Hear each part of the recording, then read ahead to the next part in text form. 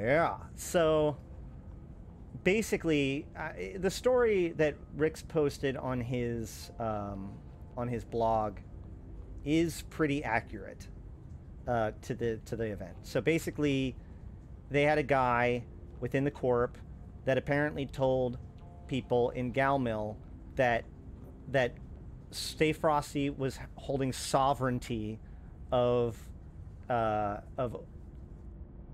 whatever the system is. There's too many O names recently. But Austingale, right? Is it? Whatever. Oleta, that's the other one. So, either way, and that Galmill wasn't allowed to plex there, only Calmill was. And when Galmill reached out to Stay Frosty, they hit a director that either didn't know what was going on or wasn't a real director. I don't know exactly, but basically they got that information more or less confirmed, right?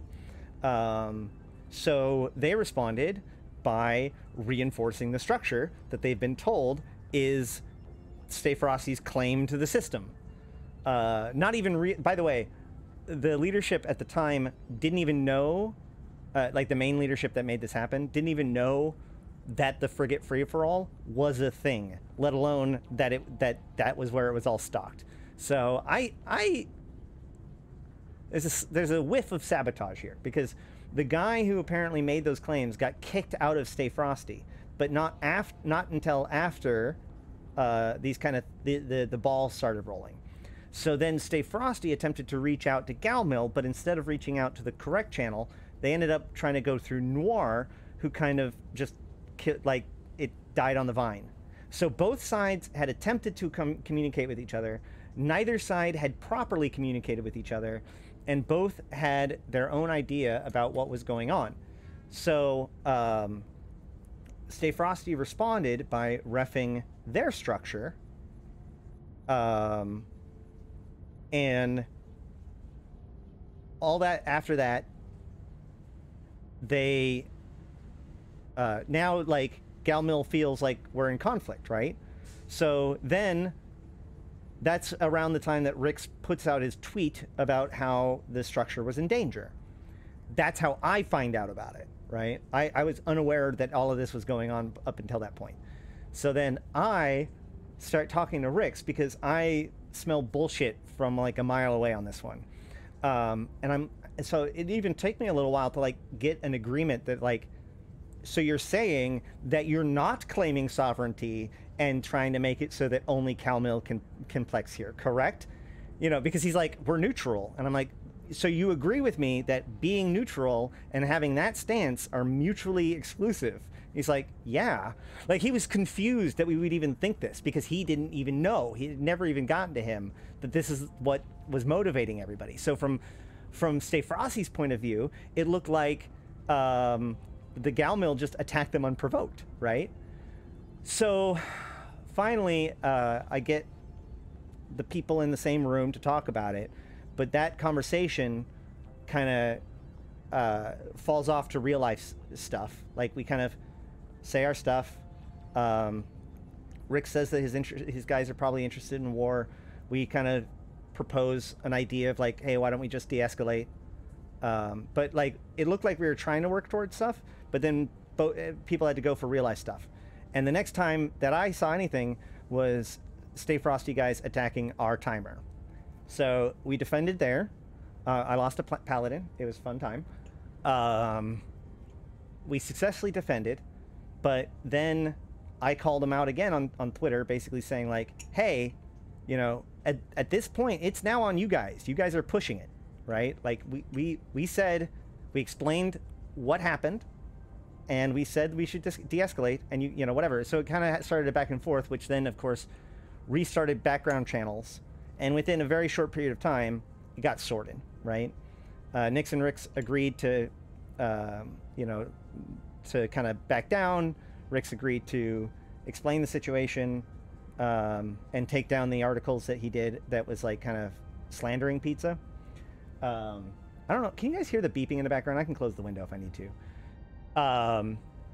So cool heads prevailed. But the problem was is that in all of that, Snuff had caught on to the tweets saying that the free-for-all was in jeopardy and stuff. And, you know, Snuff, never missing the opportunity to be the bad guys, decided to instead, after all of the agreements were done, show up in force and blow up the structure, which is really unfortunate, but it's not as bad as it first looks. All of those things will go into asset safety, which then can be pulled out for a fraction. I think it's 0.5%. So, you know, we may need, like, I don't know exactly. There's some ideas about how to best go about that, but I'm going to keep pushing for us to help out with that, because I think that, you know, cooperation with the Frigate Free-for-All is probably better than stopping it. And I'm just glad that Galmill no longer became the bad guys of the situation, and it became rightfully Snuff. Cheers. That's my take on that situation. Any questions? So my thought is that what we should do is somebody should anchor a structure there within the next few days, and then you can asset safety them all into the new structure. Remy, if it's into the same system, it's 0.5%. Let me go look it up.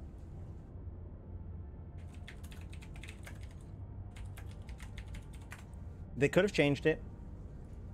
I could just be dumb. Anything's possible.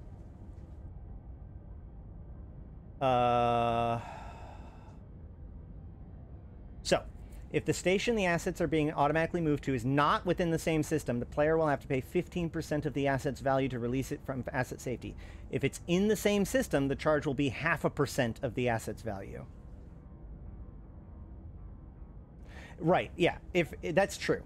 I've already talked to Nix about that. If Rix doesn't want to do it, then we'll just do the Federation frigate free-for-all.